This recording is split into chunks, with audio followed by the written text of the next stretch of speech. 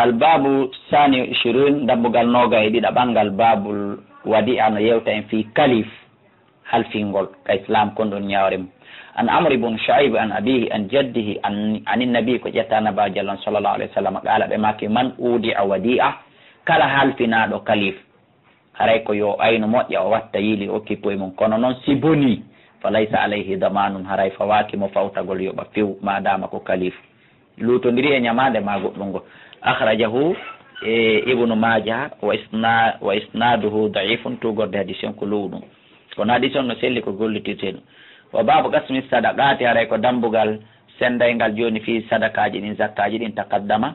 feƴƴino fi akhiri zakati ka sakkitorde dambugal yewtugal fi zakka ko honno sadakaji ɗin sendirte ɗum feƴƴino e ngal dambugal wa babu qasmul fay amma dambugal sendugol joni fi fay wal ghanima e jawdi kono hoyri yaati haray noon ɗum ɗon no arde yeeso ɗo musidɓe julɓe aqibal jihadi batte dambugal yewtaygal ngal fi jihadi yeeso ɗo inchallahu taala si Allah jaɓi en yewtino sadakaji hedditiɗɗin zakkaji ɗin no sendirte ka dambugal yewtogal fi zakka amma jawle fay ko heeɓi ka jihadi e ghanima ko peeji ɗiɗi sertuɗi honno ɗin ɗon sendirte haray ɗum ɗon on yiyay e dambugal jihadi wongal arde ɗo ngal inchallahu taala haray no ɗum ɗon sendirte en yiyay ɗon yallah o newno en tawna en ɗum ɗon kadi wallahu a'la wa a'lam